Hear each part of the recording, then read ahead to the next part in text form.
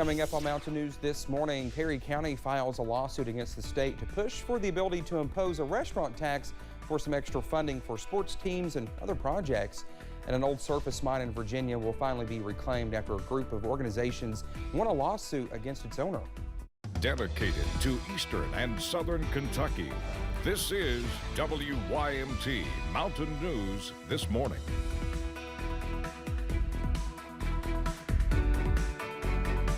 Good morning to you. Almost 6:01 on your Tuesday. I'm Dakota Makeris. It is February 7th. I never really know the date because I never say it, so I have to look at my watch, even though it is on the screen. So let's head over to Brandon for a look at that forecast this morning. Brandon, good morning to you. Good morning. You're over there busy, typing away, doing 1,000 things at once. Listen, I'm a pretty good multitasker most of the time. Not me, because then when I try to multitask, well, my multitasking at work consists of me talking in the newsroom, trying to work and distracting others. I mean, that's fair. That's what I do. That's fair. Yeah. All right, let's talk about the forecast this morning, and it's looking pretty nice here in Perry County, especially up on top of Buffalo Mountain. Look at the moon hanging out there this morning.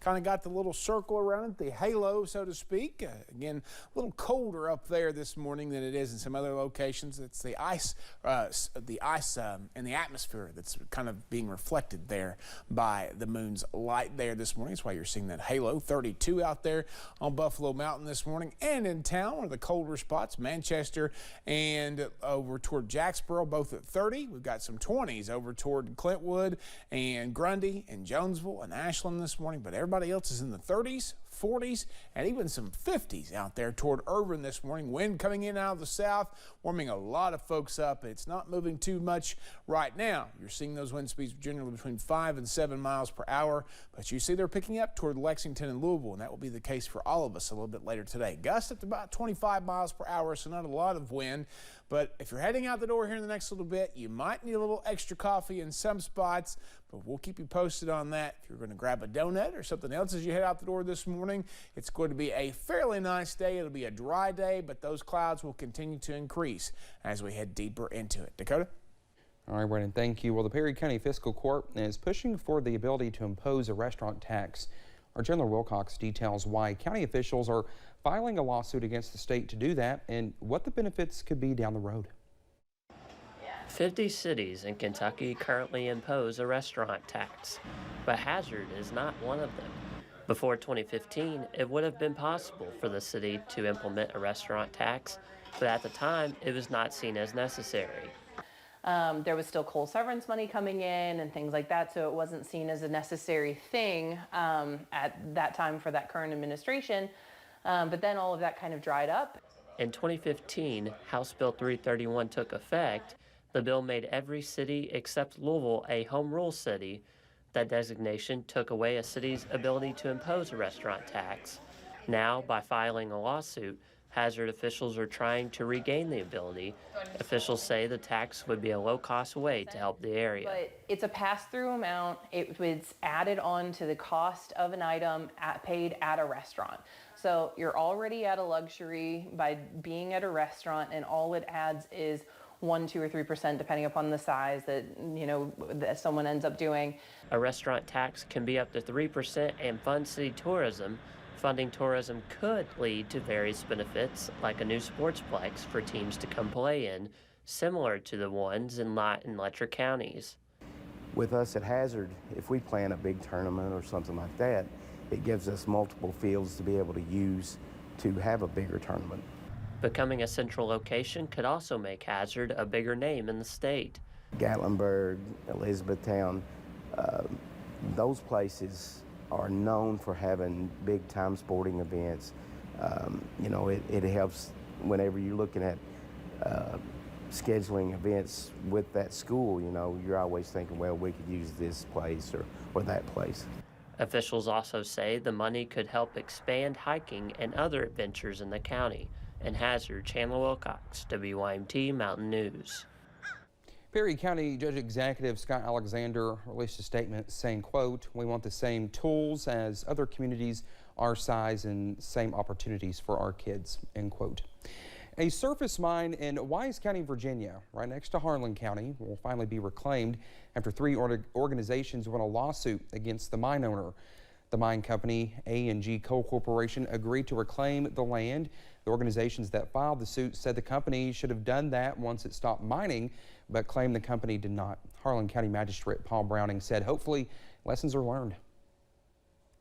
Hopefully this brings some awareness and maybe a positive, one of the positives that can be taken away from this is maybe Office of Surface Mining in both states will monitor more closely mining operations to not let it get to this point.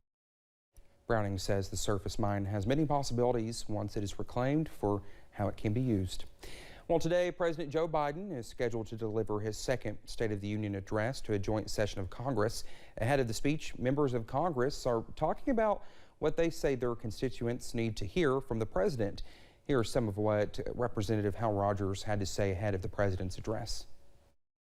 Well, he's got a lot to answer for, and it keeps stacking up. We have record inflation costing people lots of their incomes, historic levels of illegal immigration across the border in Mexico, illegal drugs, fentanyl especially, flooding across that border, killing 100,000 of our citizens a year. Well, you name it, they name all of these problems, any one of which is enough to cause a real problem. Not to mention China sending a spy satellite across our country, taking pictures of who knows what. So he needs to answer for that too.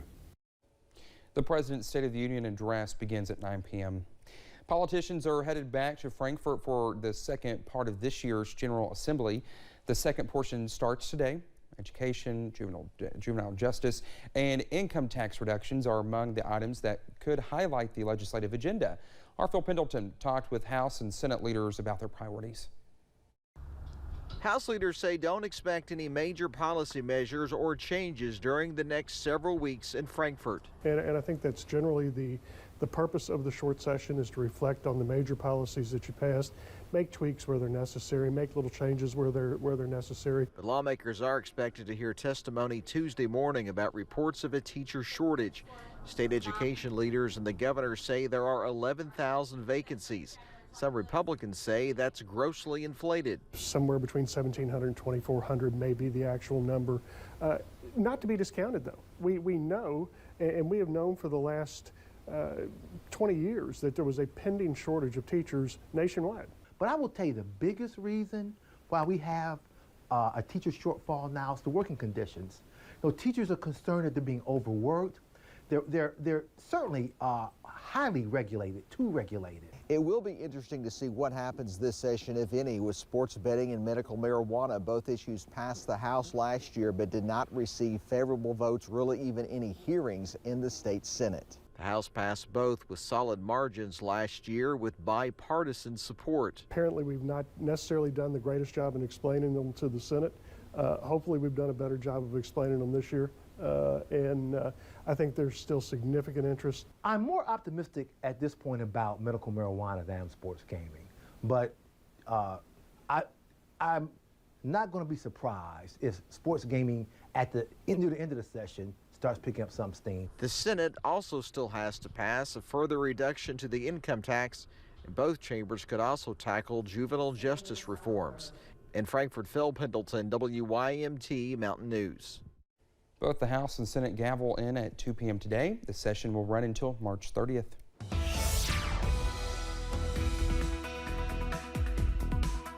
6:09 here on this Tuesday morning. We are looking again at some calm conditions across the region on our camera network. US 119, Whitesburg, Pine Mountain. No major issues up there this morning. And warm across parts of the region. 51 right now, Irvin, 46 in Somerset, 41 in Moorhead and Williamsburg, also into Wise and Prestonsburg, 47 in Harlan, 44 in Jackson this morning. The warm air really building into our west. Louisville at 54, Memphis at 53, and 58 in St. Louis. It is warmer in St. Louis right now than it is at Myrtle Beach. They are 38 degrees, so it's a 28-degree swing between those, and the Big Apple at 31 this morning. 63 or better this afternoon. Those southwest winds, you always got to add a couple of degrees in there, so we could get up to 65 or 66, but we're forecasting about 63. That's our official forecast high. Dakota? All right, Brendan, thank you so much. When we come back here on Mountain News this morning, two tech giants race to beat each other in the race for more advanced AI, which some say could be a dangerous idea.